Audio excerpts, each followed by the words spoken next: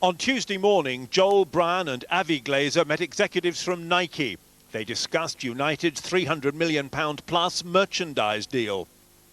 Next, the Glazers met officials from the FA, where Chief Executive Brian Barwick is believed to have aggressively questioned them about their understanding of United's place in the English game. Then they went to the Houses of Parliament, where they had a private dinner with the Sports Minister Richard Cabourn. He said they showed no shortage of enthusiasm for the task ahead.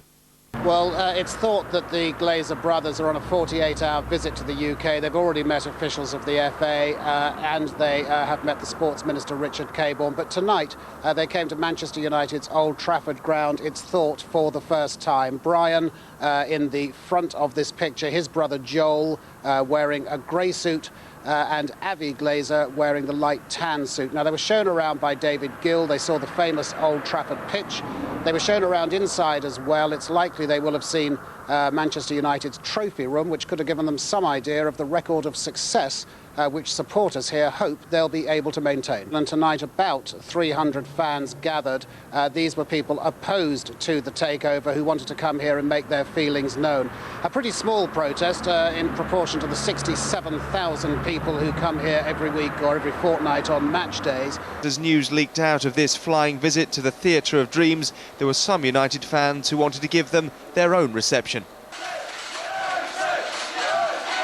Security guards had to close the gates to the executive entrance to keep the protesters out. They built a barricade to try to keep the Glazers in. £790 million may have bought the club lock, stock and barrel, but it's clear it hasn't bought the allegiance of many United supporters who believe that a takeover engineered by Malcolm Glazer but paid for largely with borrowed money can only burden their club with debt, force up ticket prices and threaten success on the field. Manchester United supporters are the customers of this company, and if the customers of the company are against the owner in the numbers that they are, 93% in the last independent survey, that the owners have got nowhere to go, and the message is to the... I think most of the fans will be at FC United this season, so we'll just see how it goes. We'll still be here. He'll go before us. If it takes 1 year, 10 years, 12 years, we'll still be here. Well, it's got to the point that the police have had to take vans inside the ground tonight to try and bring the Glazers out in convoy. We're talking about riot vans here with massive metal screens on the side and on the front. They're still in there at the moment as far as we're aware. Fans are lying down on the road, not very far behind me, trying to prevent those trucks from moving. We've just seen a load of blue lights and police dogs being taken over there as well. This could go on. But plenty of people were scared last night. Fans chased off by dogs and others hurled aside as the three Americans sped from the ground in the back of a police van. Not exactly the scheduled end to a tour of their new club.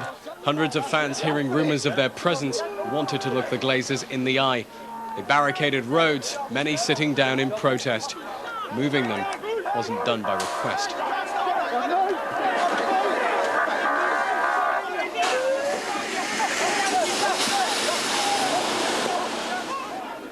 As the vehicles started to move off, that's when the crowd attacked the vehicles with bricks and bottles, so the officers were forced to use their batons.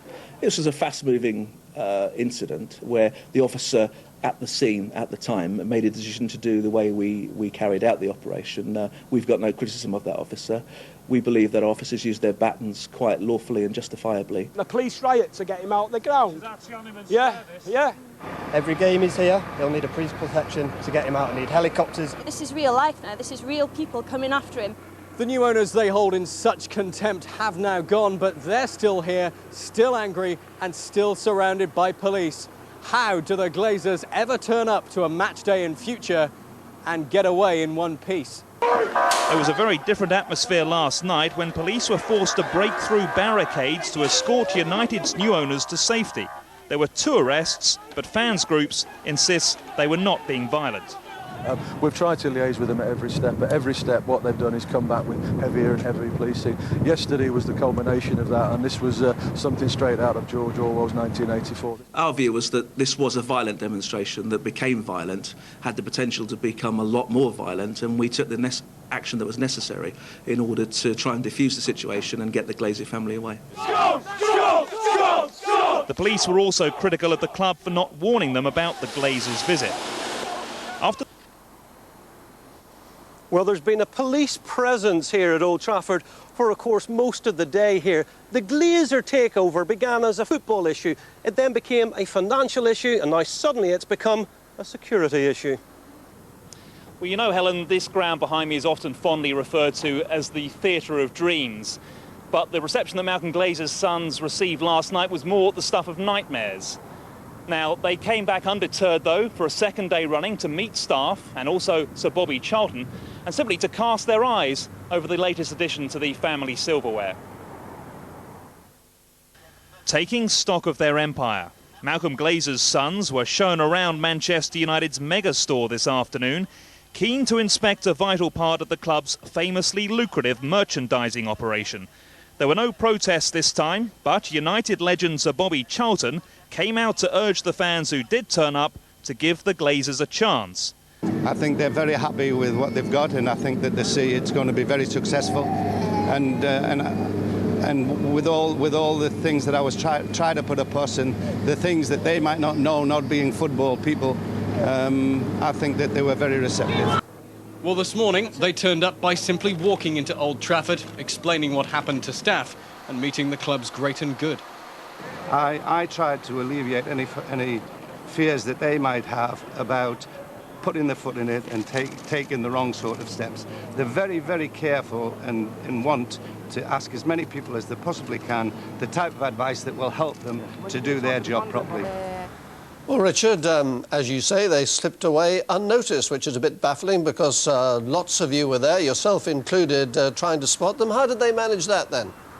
I don't know, we should all be sacked. I have no idea, but as they left, we, the media, were interviewing Sir Bobby Charlton. I'm sure that wasn't a deliberate decoy, but it worked. As you can imagine, a lot of the media crowded round Sir Bobby.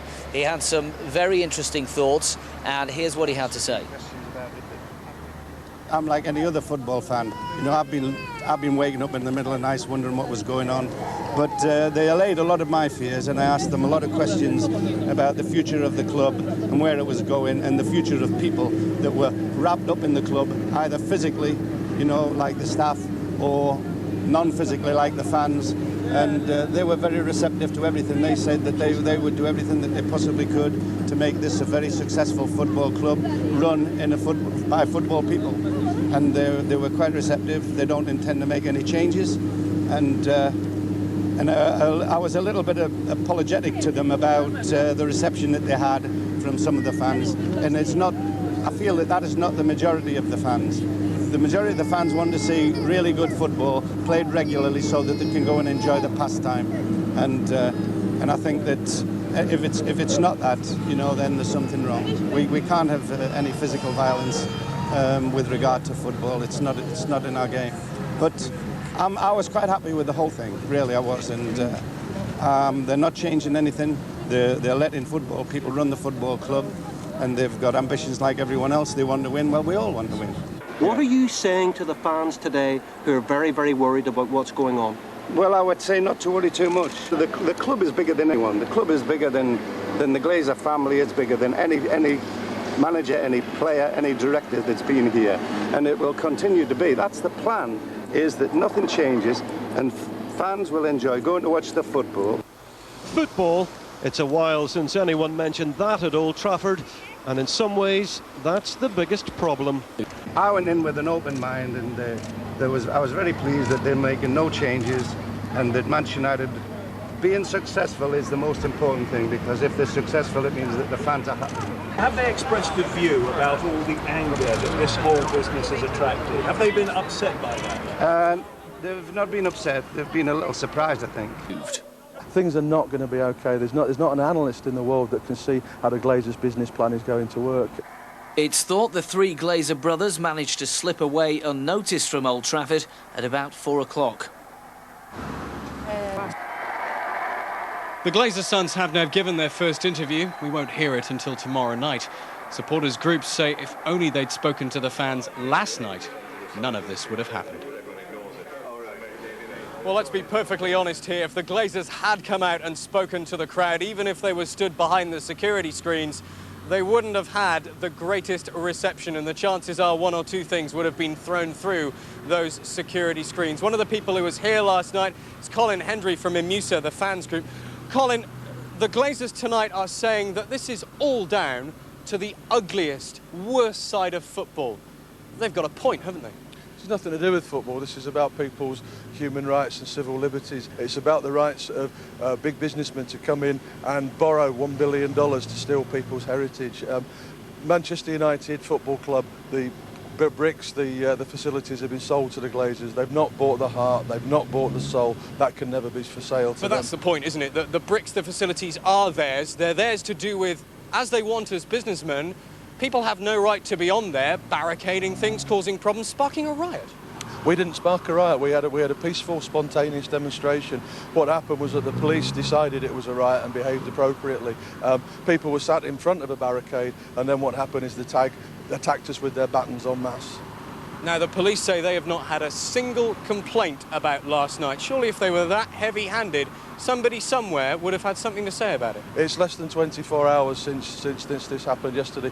IMUSA are collecting a dossier, and what we will be doing is presenting that dossier to the appropriate authorities when we have enough information. Are we going to be dragged back here on match day, and every single time the Glazers turn up here for the same thing that we had last night? Surely that is not good for Manchester United as a club. It's spontaneous demonstrations. What people do in spontaneous demonstrations is spontaneous. It's certainly not something we organise. If it happens, it happens. But surely you could say to people, spontaneous or not, don't do it. But surely you could say, could you not? We could. Are you going to? What we're going to say to people is that Glazer is occupying Old Trafford, and we will do everything lawful and legal to end that occupation. Colin, thank you very much indeed for that. Hopefully, we won't be back here with another problem with the police. The Glazers, fingers crossed, will have a more peaceful time at Old Trafford in future. Lucy? Well, we'll be watching. Rob, thanks very much indeed. We'd really like to know what you think about all this. Do those protests, in your view, represent the true feelings of Manchester United fans, or do you think that it's the angry views of a small group of supporters? I think that man's silence spoke volumes. Should the fans, though, give the Glazers a chance, or is it... I would say that after last night's fracas, that the advice would be for the Glazers to keep away from Old Trafford. It causes too many problems. The fans who are against what's happened here at United are not going to go away.